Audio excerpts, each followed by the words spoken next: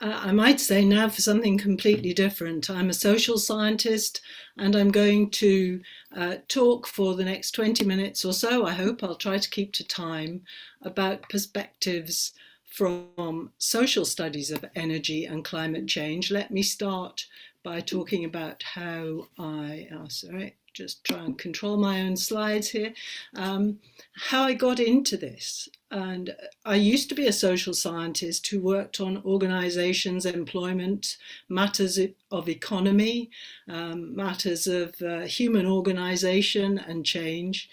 And then I kind of got involved in actually a health board initially and was introduced to some climate science through health specialists, health experts, became very interested in the risks posed by climate change and got involved with the Royal Society of Edinburgh inquiry back in 2010, as it was then, 2011 when we published it, where we concluded that the risks posed by climate change are so fundamental that they challenge the way that humankind lives and exploits our planetary resources, and that the kinds of changes we needed entailed some major shifts in society in order to cope. And that was the starting point for me for a major shift in my own research. So let me talk very briefly about the social science perspectives on energy and climate change. What does social science do? Well, an empirical focus on practice is a key starting point. What is it that we do? Why do we do it? What is it that we often take as natural and inevitable, which really needs to be questioned and challenged and investigated, if you like, lifting the corner of the carpet and seeing what's underneath, or seeing how it works, trying to figure out how it works. In the context of energy and climate change, that means bringing a focus to bear on those all of the complex social and technical arrangements for energy production and consumption. And the assertion there being that there is a fundamental and seamless connection between energy and society, that the very forms of society that we have constitute what a colleague, Tim Mitchell, has called carbon democracy, that we would not have the kinds of social institutions or the technologies that we have were it not for our increasing ability to exploit fossil fuels from the Industrial Revolution on to the present. Another kind of particular, I suppose, distinctive aspect of social science is that it's directing attention towards energy use and users. What do we use energy for? Who uses energy to do what? And a kind of key conjecture underlying that when we look at energy use and our societal institutions for the way that we use and consume energy, a key conjecture certainly is that part of the difficulty we face in creating the societal restructuring that we need in order to cope with, or to begin to cope with, climate change, climate disruption, is that those changes are slow, despite our abundant knowledge, as colleagues have shown today, about the urgency of that change. And that the explanation for the slow change is to do with the very institutions of economy and politics and society, which govern the way that we act. In other words, the rules by which we live, the organizations that we have, the institutions, and indeed the technical knowledge which we use in order to get by.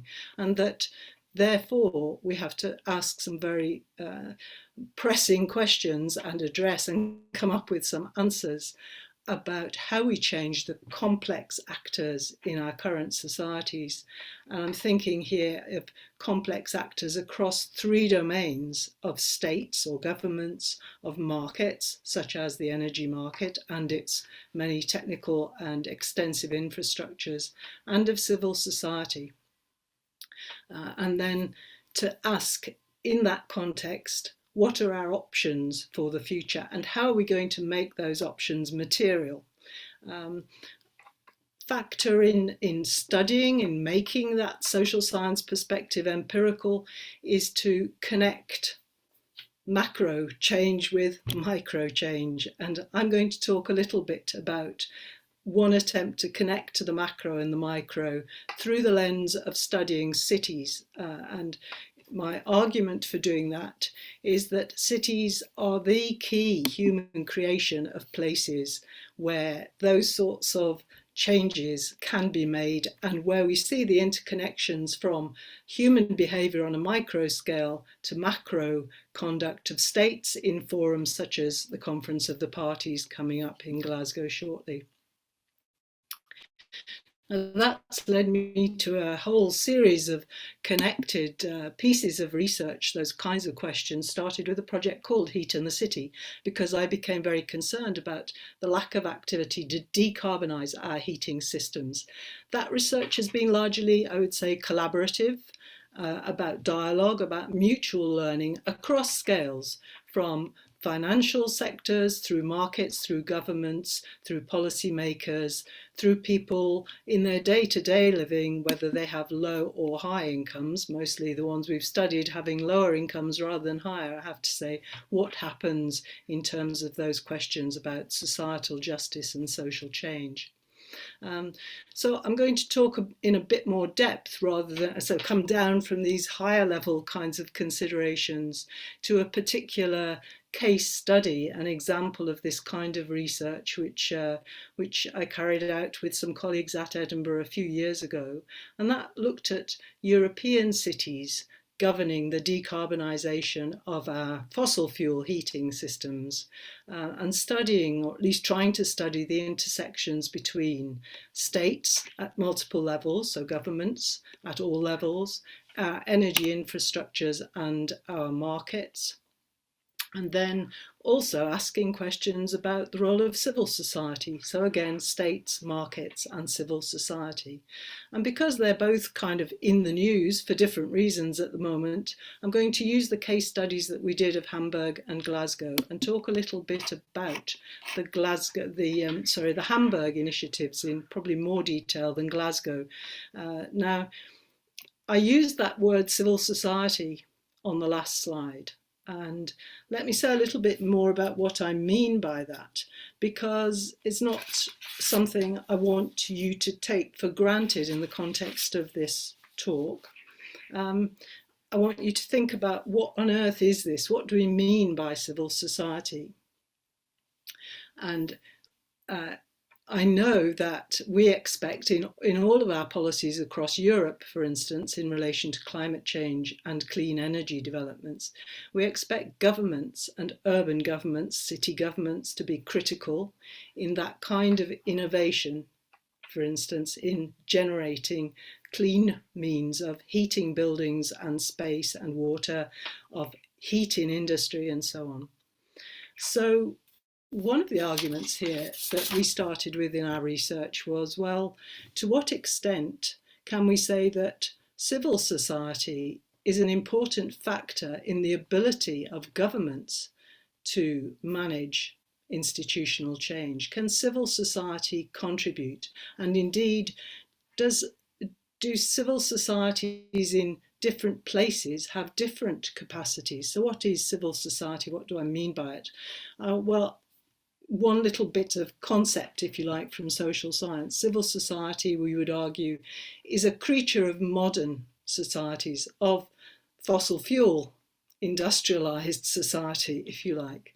A phenomenon of modernity that goes along with individualism, rationalism, democratic states in varying forms, and of course in that separation of spheres which has been developed throughout the industrialization of societies, the separation of spheres between family and the impersonal sphere of states and markets. But civil society is a space. The idea is that civil society is a space between that impersonal sphere and the highly intimate and personal sphere of family.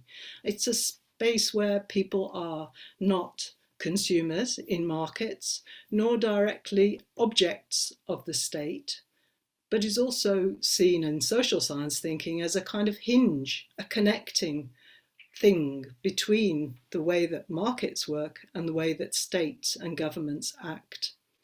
because without the legitimacy given by and trust given by civil society to markets and states, then the argument is governments and markets lose their ability to act if they lose that trust of civil society. It's also expected to be treated in social science as a sphere of personal responsibility and choice, somewhere an area of life where we can make a decision to engage in projects to change society, not always, of course, in agreement, in consensus. There are lots of projects which some of us would object to that others support. And in that, there is that also indeterminacy about the way that civil society acts, the fact that it's somewhat hard to predict what will happen next in terms of civil societies. What about civil society in the context of climate change and energy systems then? Well, I'm particularly interested in civil society projects to end fossil fuel use. And how do those civil society projects look in practice? Well, the picture on the slide is just an example of a Scottish Stop Climate Chaos demonstration some years ago.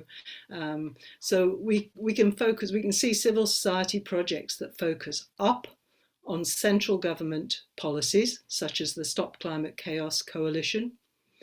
We also have civil society projects that focus downwards, if you like, on community energy initiatives, putting solar panels on the roofs of schools, for instance, in Edinburgh.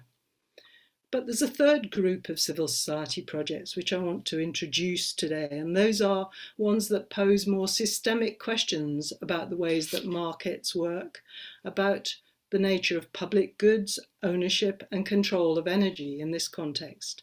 And I want to ask whether those more transformative and systemic civil society initiatives are more likely to emerge in some societies than others. So let me give you a vignette, a very brief example. I'm going to give you the punchline, if you like, before the end of the story. So this is a vignette of Hamburg civil society. In 2013, at the point of a previous German federal election, Hamburg citizens voted by just under 51% in favour of a citizens' initiative, as it's called in Hamburg, to return the city's electricity, gas and heat networks to public ownership. They had all been privatised in the late 1990s, much as those in Britain had been done, but still with a greater municipal and regional ownership of energy. So Hamburg city had owned its grids, its electricity, gas and heat networks until that period. And they were sold under what's called a concession contract. So they were sold for 20 years. And at the point where this initiative came up from a coalition of about 40 plus civil society groups in Hamburg, at that point it was when the electricity network was coming up for new concession. In other words, it was only held by a private operator, Vattenfall in this case, for a period of 20 years. That created an opportunity in Hamburg for a citizens' initiative to call for a referendum on public rather than private ownership of the city's grids. And that referendum also proposed to institute as a binding target a socially just, democratically controlled and climate-friendly energy supply from renewable sources. So very wide-ranging ambition. Why did the Citizens' Initiative make that argument? Their logic was that a publicly owned utility would be more likely to put climate protection and public health and well-being and co-benefits of all of that ahead of profits. So it was a ground-up initiative, but a radical questioning of the way that state infrastructures and markets and institutions were working. Let me draw some brief comparisons between Glasgow and Hamburg then. How would we be able to say, and what can we potentially say about the scope for civil society action that relates to the institutional structures in these two cities. Well, let's start with Hamburg on the left. Hamburg is a city-state, so it has considerable powers of government over its own tax-raising powers, for instance, its own legislature, its own elected proportional representation-based government. Glasgow is a city council. Often crudely compared, local government in Britain is often crudely compared to being an administrative arm of the state. In other words, much, much weaker powers than a city-state like Hamburg. They both have remarkably similar histories in the sense that they are both cities on significant rivers with port industries in the past, but Glasgow, of course, is significantly deindustrialized, whereas Hamburg is still a significant industrial centre with a powerful set of port industries. Both have a long history of electricity production as well as heat produced in various ways from coal power in Glasgow and from coal power originally in Hamburg. Hamburg has some district heating networks that Glasgow doesn't really have, and they all go back into the late 19th and early 20th centuries. But in Hamburg, those state utilities have been retained. It's not unusual in European cities that those states, those city-states, still have significant utility services. A prominent one when we were studying Hamburg was Hamburg Wasser, the water authority, and there is continuity there, unlike a city like Glasgow, where increasingly, of course, public services in Britain have been subject to competition since the 1980s and 1990s, and I've kind of characterised that in brief as an outsourced city. Far less control over its own public services, huge numbers of arm's length management organisations over various facilities and so on. But again, far less resource then to build that civil society action. The Glasgow Corporation, which was the equivalent, you could say, of something like the Hamburg Elektrizitätswerke, closed ultimately in the 1970s and has had very limited powers since then. And as I said, in Britain, electricity and gas grids were privatised in perpetuity in the 1990s, but as concessions in Hamburg in the equivalent period. So they came up back for reconcession, new contracting, treated as an opportunity by those 40+ civil society groups. So what happened then over that period of time in Hamburg, which has created this significant, I would argue, a significant material change. Of course, there's lots still to unfold about this. What's happened in that intersection between civil society, Hamburg as a government and state, and its energy systems? The perhaps important initiative for citizens in Hamburg, the civil society actions that preceded that citizens' referendum, was an objection to a new major coal-fired combined heat and power station, which was being built on the south side of the Elbe, Hamburg's river. And at the time, the proposal from Vattenfall, who owned the combined heat and power systems and the district heating networks, which had been privatised alongside the other networks in Hamburg in the 1990s, Vattenfall was encouraged by the city mayor, who was a CDU mayor at the time, to construct a 1.6 gigawatt coal-fired combined heat and power station. That was actually twice the capacity. So they're encouraged by the Hamburg Senate, the Hamburg government. Vattenfall were encouraged to build this massive coal-fired combined heat and power station, twice the capacity of the one that Vattenfall had proposed in 2004. Considerable incentive then to proceed with that. By 2007, the plan was to improve the economics of that Moorburg coal-fired combined heat and power system by building a new district heating pipeline under the river and through green space on the other side. And of course, that was really the trigger for civil society opposition, prompting the CDU Green Coalition to establish a renewable energy company in Hamburg as a subsidiary of Hamburg Wasser. Hamburg Energie, small company set up, was thought to be at the time a means to offset civil opposition to Moorburg. But actually the court ruling, so citizens' opposition was building, the court ruling supported the civil society coalition and opposed the connection of Moorburg CHP, the coal power station, to the district heating network. At that point, so as you can see, the Senate, Hamburg Senate government, were not sympathetic to the civil society coalition. They argued that it was not financially viable for the city government to buy back these grids, the energy grids. But nevertheless, in order to manage the civil opposition, Hamburg government acquired something just over a quarter share, 25.1% share in each of the three network companies, gas, district heating and electricity. Still, the September referendum in 2013 passed with 50.9% of the votes. And because civil society is a critical part of government in Hamburg, the Senate and state, the city-state, had no option but to remunicipalize the grid. Nevertheless, Moorburg coal-fired power station was commissioned in 2015 at a cost of €3 billion. And the city since then has proceeded with the repurchase of the heat network and two of the coal-fired plants, but not all of them.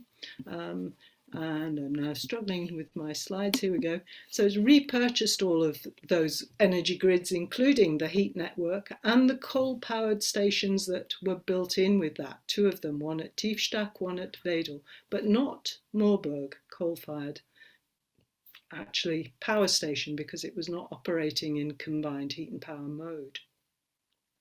What we've seen through that period, and indeed what we saw through our research in Hamburg, was the formation of quite a complex and certainly a very potent heat actor, an agency to decarbonize heat in Hamburg.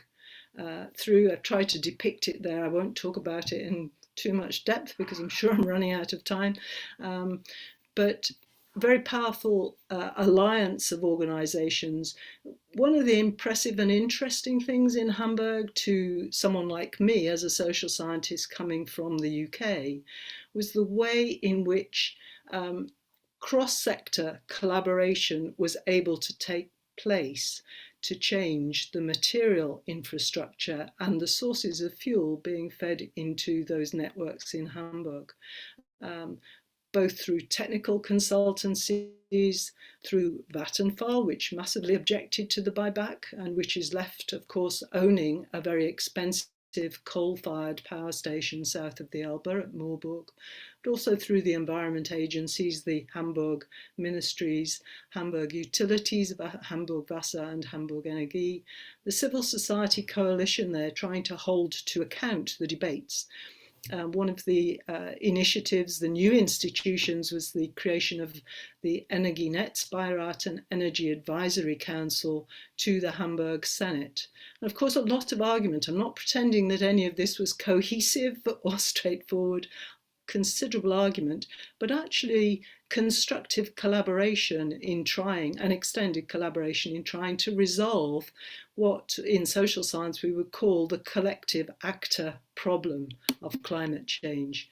Now, if we look at Glasgow, civil society and energy systems, can we say that there is potential for something similar to happen there? Well, there is, of course. You cannot rule that out in social science. We cannot rule that out. Societies are unpredictable. Indeterminacies decide our futures, as we know. But of course, Glasgow Corporation is no longer there. So the material basis for this kind of civil initiative is much weaker.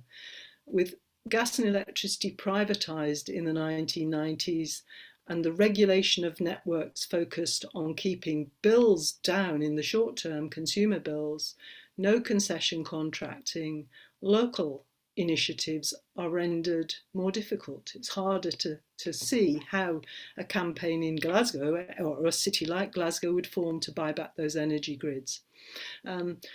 Civil initiatives, yes, there are certainly civil initiatives, but they focus up, understandably, on central government policy, particularly in a city like Glasgow, on fuel poverty and amelioration of fuel poverty, as well as focusing down on the development of small-scale renewables. And we have some gas, combined heat and power and district heating systems pretty much at a micro scale.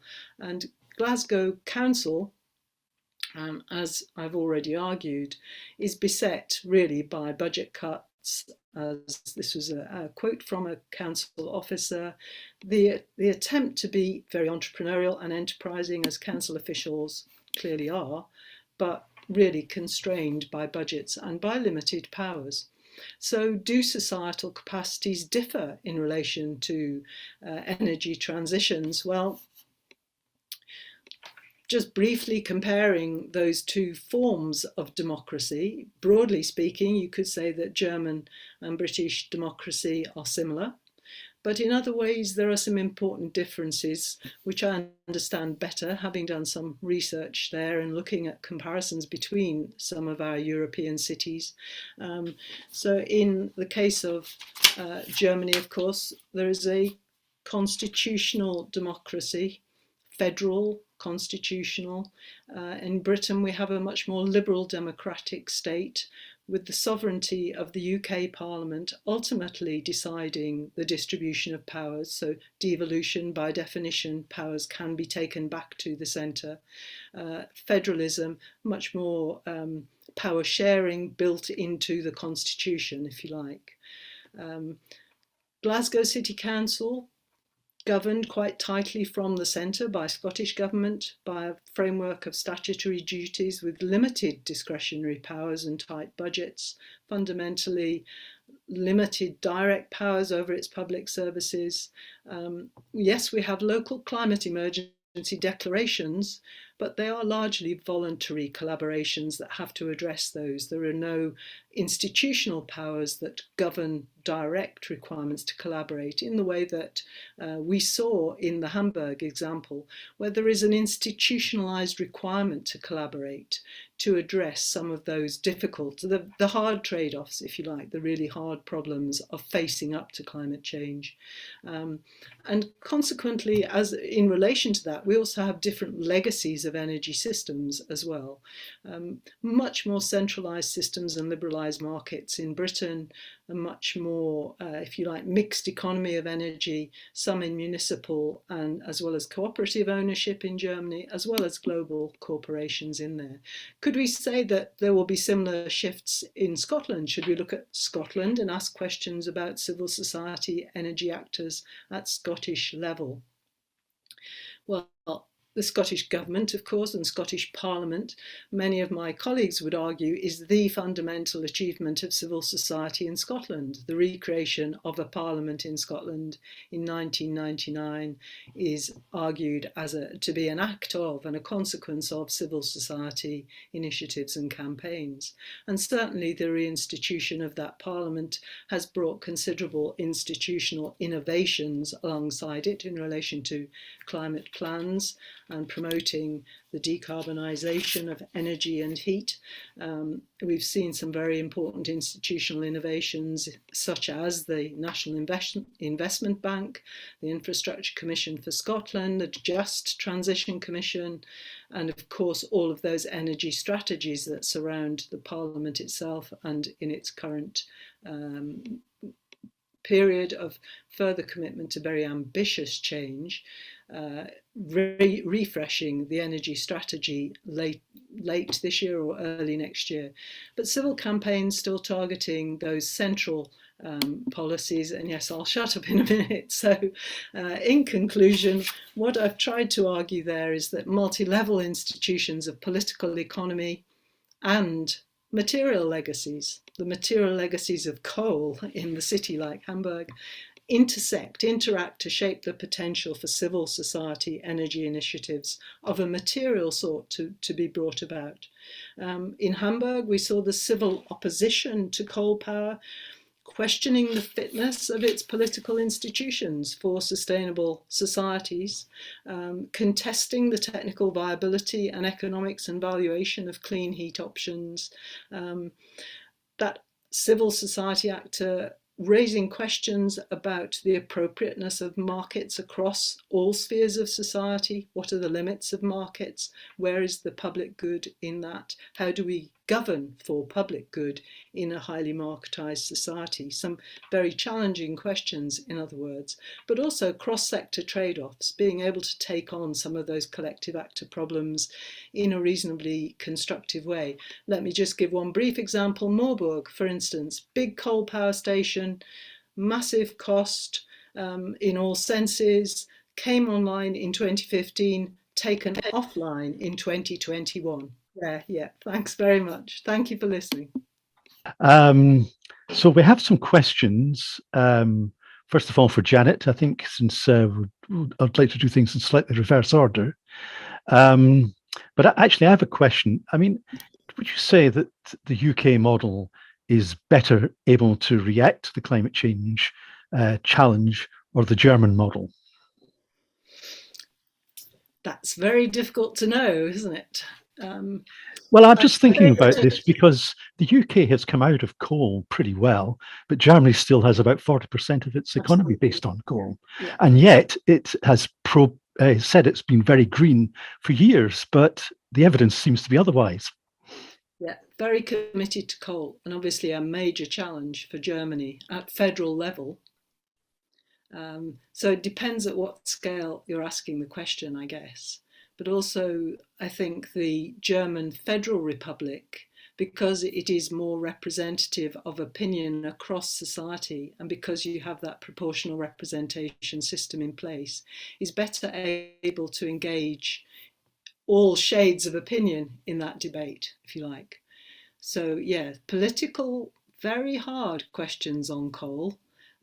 They have, of course, made interestingly, because of the more powerful presence of Green Party politics in German Federal Republic, they made strong commitments to end nuclear power in Germany, and therefore are more wedded to coal, perversely, with its higher greenhouse gas emissions, and now face the difficulties of where's the crunch coming. But their ability in Hamburg, I would argue, or a city like Hamburg, to respond to climate change is greater than a city like Glasgow. So if you're looking at city scale, then that constitutional republic, constitutional federal republic, which enables greater representation at city scale of views and brings the powers along with that, is more geared to making material changes in its energy infrastructures than a city like Glasgow. And of course, we're seeing the difficulties of that now in the context of our crisis over gas prices. We are very wedded to gas for heating. Ingram asks the question, what do you think is the best way of including social science in reaching our climate targets? And how can we include psychology, communication experts, societal experts, etc., while academia is so siloed? Well, I would say that academia is becoming far less siloed, certainly over the 10 to 12 years where I've been working on energy and climate change as a social scientist. Those big research investments have opened up to much more multidisciplinary dialogue and debate. So we have the UK Energy Research Centre, which is a collaboration across environmental sciences, engineering sciences, and social sciences. We have the Centre for Research on Energy Demand Solutions, again, similar multidisciplinary collaborations across those sciences. We have the Energy Rev Research Consortium, again, similar. So I think really the debate at the level of UK research and innovation has moved on a long way in the last decade, recognising that need to bring knowledge together. We're not particularly well suited to doing that, of course, in our own higher education systems. It's very difficult to create the kind of in-depth knowledge, given we have very refined forms of knowledge. Very difficult to create that kind of 4-year degree structure, even in Scotland, which gives people those sorts of multidisciplinary skills and expertise that we perhaps arguably increasingly in need of. And David Stevenson asks, given the scale of the challenge to meet 1.5 degrees, do you think governmental, civil society or businesses have grasped what this implies? And do you think it is in any way socially feasible?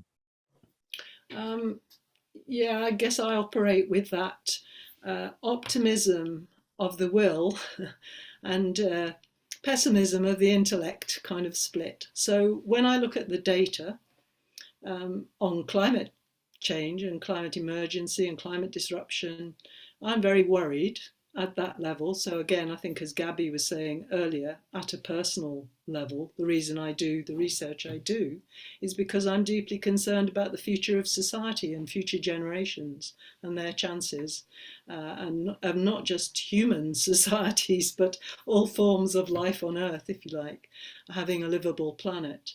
But then in a professional sphere, I work just as climate scientists do on social data, and I am concerned to contribute, as I think we all have a responsibility to contribute as far as possible to constructive debate about ways forward.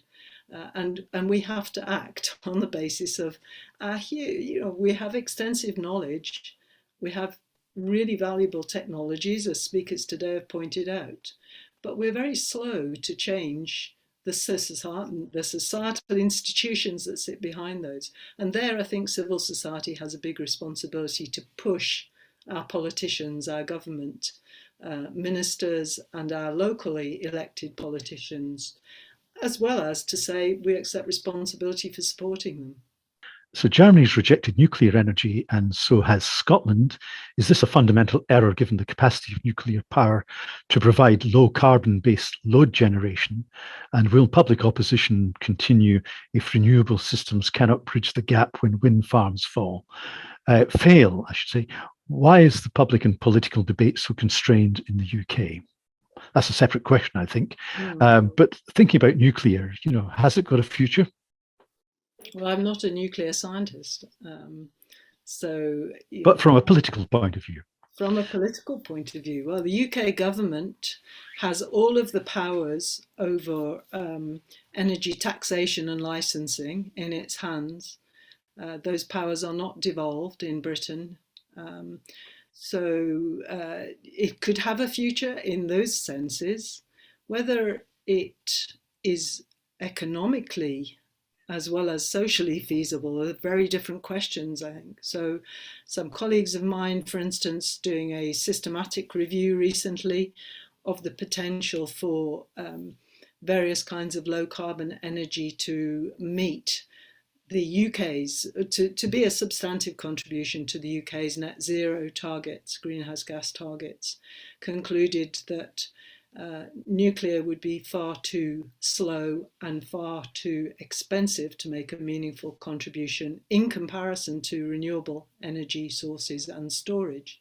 Now, obviously, not all of those technologies are available, but the pace, as I say, I'm not a nuclear expert by any means, but the pace at which nuclear power stations get built, we're not there. We're not doing that in any significant sense in Britain at present. We're not going to get there through nuclear power. I could also add that many of my energy engineering colleagues in those research consortia would argue that to say that we need nuclear in the mix misunderstands the way that nuclear energy operates. It is not something that you can ramp up and down easily, like a gas-fired power station, to meet the variability in demand. It has to run all the time to make any sense at all. So it's not a solution to variability in renewable, variability and intermittency in renewable energy sources.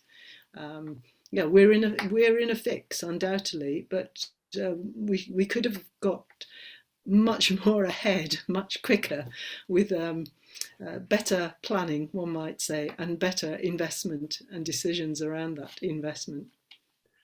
Well, as one person once heard to say, if I was going there, I wouldn't start from here. Yeah, don't start here, absolutely. But I'm afraid we're here.